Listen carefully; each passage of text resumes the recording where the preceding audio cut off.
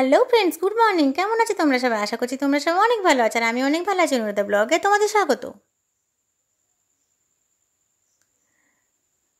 সকালবেলা আমি ছাদ থেকে ঘুরে এসে ব্রাশ করছি। একটু আগে ঘুম থেকে উঠেছি। এখন সকাল 7টা বাজে। তো বাইরেটা ঘুরে তোমাদের দেখাই। এই দেখো, আজকে প্রচণ্ড মেঘলা আমাদের এখানে।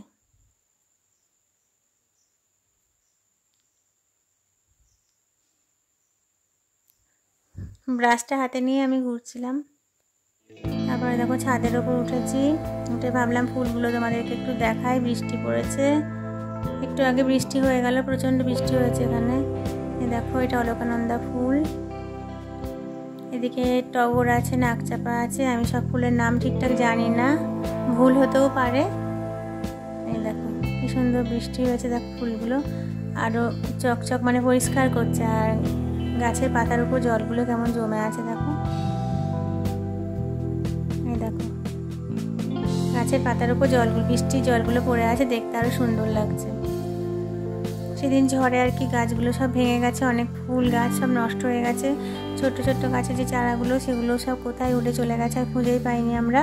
যে কটা ছাদের উপর ছিল সেই কটাকে আর কি আবার তুলে তুলে রাখা হয়েছে। এই দেখো, এগুলো পিটুনিয়া, নানান রকম কালারের পিটুনিয়া ফুল ফুটে আছে।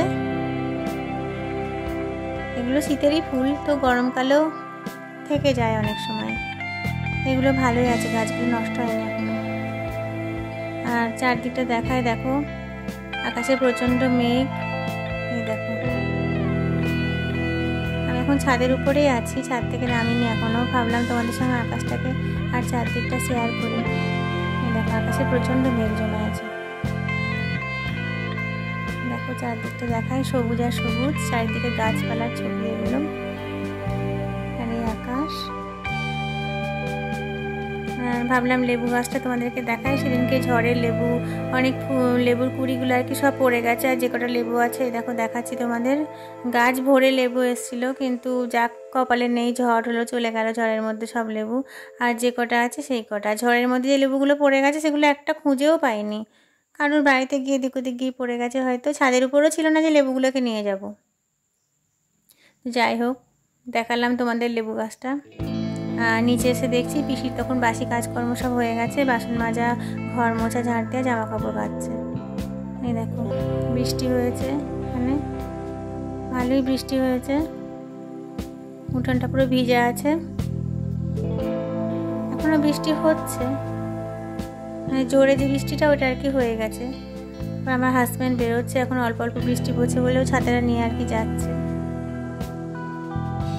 এই দেখো অল্প অল্প বৃষ্টির কণা। ঘরে এসে দেখছি মা জলখাবারে আজকে আতপ চালের ভাত রান্না করবে। আমরাই বললাম মা আতপ চালের ভাত খাবো আজকে, অন্য কিছু খাবো না। চালটা রেডি করছে। এই দেখো কুকারের মধ্যে আলু সিদ্ধ চাপিয়ে দিয়েছে, সকালে জলখাবারের জন্য রেডি করছে সব কিছু। আর এই দেখো এখন সকাল 10টা বাজে। মা আমাকে জলখাবারটা দিয়ে গেল। তো এখানে নিয়ে নিয়েছি আমি গরম গরম আতপ চালের ফেনা ভাত, আর ঘি, আলু সিদ্ধ মাখা, আর পাঁপড় ভাজা। এটাই আজকে জলখাবারে খাবো। তারপরে বাড়িতে ডিম বিক্রি করতে এসছে, হাঁসের ডিম। বৌদিরা ডাকলো, সবাই আর কি নেয়, আমরা সবাই মিলে নিই। তো আমি ডিমটা নিয়ে আর কি আমাদের ঘরেতে আসছি। ওই বাড়িতে একটা কাকু আসেন, একটা কাকিমা আসেন, ওরা দিয়ে যায় ডিমটা। রান্নাঘরে ডিমটা রাখতে এসে দেখি মায়ের তখন ভাত চাপানো হয়ে গেছে। দেখো মা অলরেডি ভাত চাপিয়ে দিয়েছে, কড়াইয়ের মধ্যে কিছু একটা রান্না করে রেখেছে, চাপা দেওয়া আছে। এই দেখো, আমার ডিম ভাত বলা দেখাতে পারলাম না, আঁশ হয়ে যাবে। কুকারেও কিছু একটা সিটি দিয়ে রেখে দিয়েছে হয়তো। এই দেখো মায়ের ভাত প্রায় শেষের দিকে, ফুটে গেছে। মা দেখছে সিদ্ধ হয়েছে, কতটা বাকি আছে। আর আমি এখন রান্নাঘরে চলে এসেছি।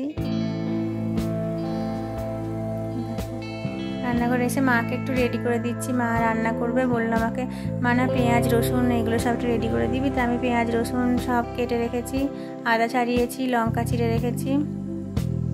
মা রান্না করবে, তাই আমাকে যা বললো এগুলো আমি আর কি রেডি করে দিলাম। আলু ভাজা করছে মা কড়াইয়ের মধ্যে। তখন বললাম কী ছিল, কড়াইয়ের মধ্যে ওটা আলু ভাজা ছিল।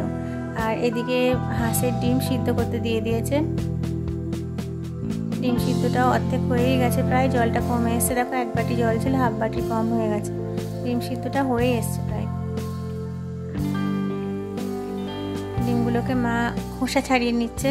সিদ্ধ হয়ে যাওয়ার পর অনেকক্ষণ রেখে দিয়েছিল, যেহেতু এটা হাঁসের ডিম তাই মা আর কি তেল মাখিয়ে, নুন তেল সব মাখিয়ে টাকি সিদ্ধ করতে দিয়েছে, তার খোসাগুলো ভালোভাবে ছেড়ে আসে। আর হাঁসের ডিমের খোসা ছাড়াতে গেলে প্রচণ্ড সমস্যা হয়, কিছুতেই খুলতে চায় না। ছাড়ানোর পর মা ডিমগুলোকে একটু করে খুন্তি দিয়ে ফুটিয়ে নিচ্ছে, ভাজবে তো, নাহলে গায়ে ছিটকে যাবে। মা আর কি ডিমটাকে নুন হলুদ সব মাখিয়ে রেডি করছে, রান্না করবে বলে। দেখো নুন হলুদ সব কিছু মাখিয়ে নেওয়া মায়ের হয়ে গেছে। মা এবার গ্যাসটা অন করে কড়াইটা চাপিয়ে দিয়েছে, কড়াইয়ে তেল দিয়ে দিয়েছে। মায়ের তেলটা গরমও হয়ে গেছে।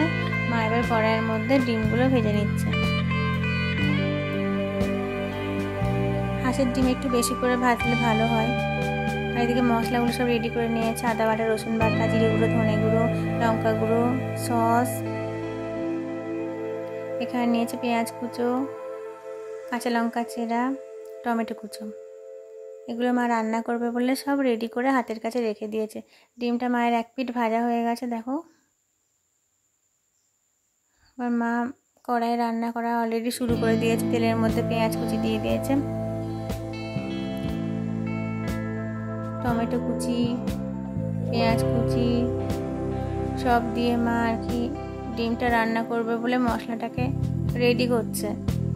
কাঁচা লঙ্কা সব দিয়ে মশলাটা ভেজে নিচ্ছে। এই দেখো খুন্তির সাহায্যে নেড়ে চেড়ে নিয়ে এবার হলুদ দিয়ে দিল, নুন দিয়ে দিল, সব দিয়ে ভাজবে। পেঁয়াজগুলোকে ভাজা ভাজা করবে। যেহেতু এটা হাঁসের ডিমের কারি রান্না করবে তাই আর কি এটার মধ্যে কোনো রকম ফোড়ন মা ইউজ করে না। এর সঙ্গে যদি এবার আলু দিত তাহলে আবার ফোড়নটা ইউজ করতো, ফোড়নটা লাগে না। আর যে মশলাগুলো তখন রেডি করে রেখেছিল প্লেটের মধ্যে, মশলাগুলো সব একসঙ্গে দিয়ে দিল। ডিমটা রান্না করার জন্য যে মশলাটা আর কি রেডি করেছিল সব একসঙ্গে দিয়ে মা অল্প একটু জল দিয়ে প্লেটটা ধুয়ে যেটুকু মশলা লেগে আছে ওটা দিয়ে কষিয়ে নেবে।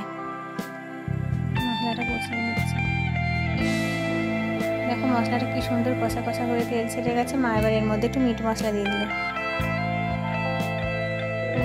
খুব সুন্দর মশলাটা কালারও এসছে ভালো, আর তেলটাও ছেড়ে গেছে। দেখো দেখতে কত সুন্দর লাগছে, খুব সুন্দর স্মেলও বের হচ্ছে। আর এই যে ভেজে রাখা ডিমগুলো প্লেটে রাখা আছে। মায়ের ডিমগুলো মশলার মধ্যে দিয়ে দিল। এখন বাজে দুপুর 2টো। আমি স্নান টান সব আমি আজকে একটু বেলা করে স্নান করেছি, আমার শরীরটা ভালো ছিল না, তো স্নান টান করে আমি ঘুমিয়ে পড়েছিলাম।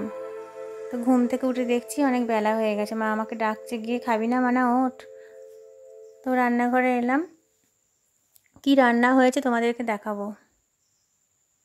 এরকম রান্না হয়েছে মুসুরির ডাল, সিদ্ধ ডাল, মুসুরির ডাল হয়েছে, এখানে আলু ভাজা হয়েছে, আর এখানে হয়েছে হাঁসের ডিমের অমলেট।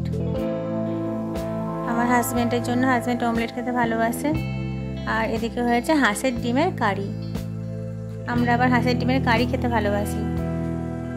দেখো কারিটা কি সুন্দর দেখতে হয়েছে, দেখো একদম গাঁটা কারি। তো যাই হোক আজকে আমাদের লাঞ্চে এই মেনুটাই হয়েছে।